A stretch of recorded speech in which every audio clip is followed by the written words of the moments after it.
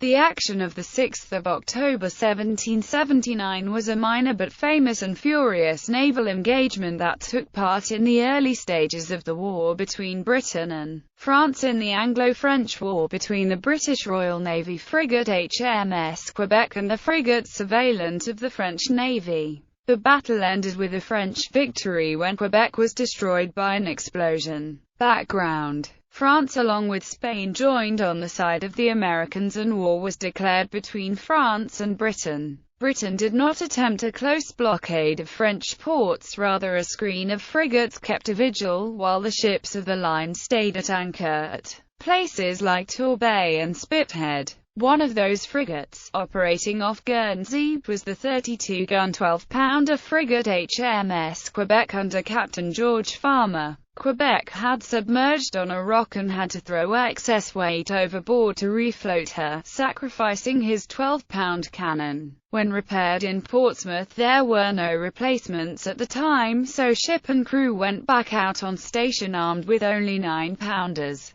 On October 6, Quebec, working with the cutter HMS Rambler of 10 guns, spotted a frigate and a cutter. By 8 a.m. they were found to be the French Iphigenie-class 32-gun Surveillante, under Captain Coudec de Kerguelen, and the cutter Expedition. Engagement: Quebec cleared for action, and by 8:30 in the light wind, the French frigate had opened fire. Within an hour, Quebec opened fire after she became parallel with Surveillante. Initially Quebec had the upper hand, but Surveillante matched Quebec's every move, and from 10 a.m. until 1 p.m. both sides battered each other furiously, and soon casualties and damages to the respected ships began to take their toll. Farmer was wounded, as was the first lieutenant, who had to have his arm amputated after part of it was shot away, and remarkably soon went back to duty. Coudec was wounded twice within 2 hours, but not seriously, when all of Surveillante's masts and rigging progressively crashed down. Quebec, seeing an opportunity, was about to finish the French ship, but her severely damaged and weakened masts all came down within a space of a half an hour. Quebec's main and foremasts went over the disengaged side, but the mizzen mast came down on the engagement side, blocking many of the gun ports with the sails and rigging. The ships drifted together, with Surveillante's bowsprit becoming entangled in the wreckage of Quebec's mizzen mast.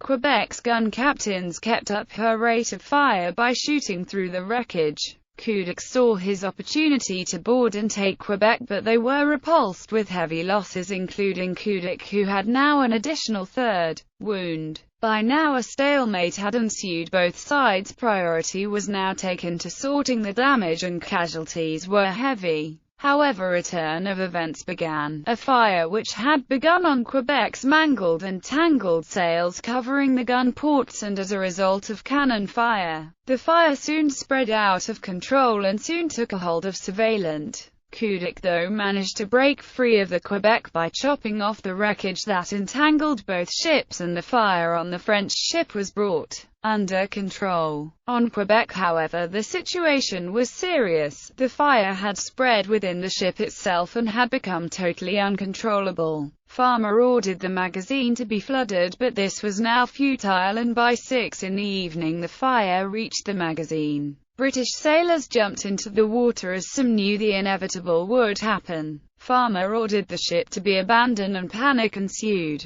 Within moments Quebec exploded, taking whatever was left of her complement, including Farmer himself. Surveillante managed to be out of harm's way, but was so badly shot up it did not have a boat that was seaworthy, and could only throw ropes to those sailors that managed to get close to it. The cutters had fought their own separate battle, and they too had battered themselves into submission. When the Quebec exploded, the task of rescuing survivors became a priority. The French cutter Expedition broke off the engagement and helped as best it could. The British cutter Rambler had its sails and rigging so badly damaged she was unable to pursue, or let alone even intervene. It sent out a boat instead to help. Aftermath: one of the difficulties in rescuing the crew was the heavy swell as well as the light wind. The Rambler's boat saved a master's mate. 2 midshipmen and 14 sailors, while the Surveillante saved the first lieutenant, second lieutenant of Marines, the surgeon and 36 of the crew. 13 more were saved by a passing Russian ship.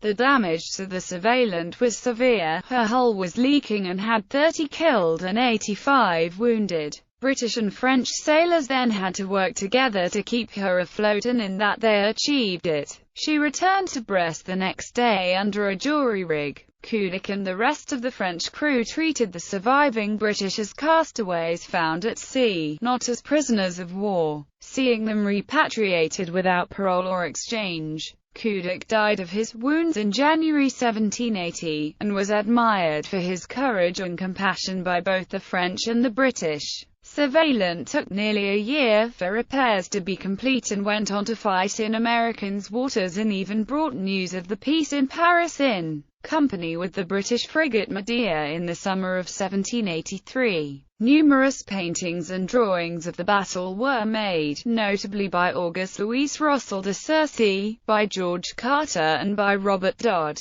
Early part of the engagement.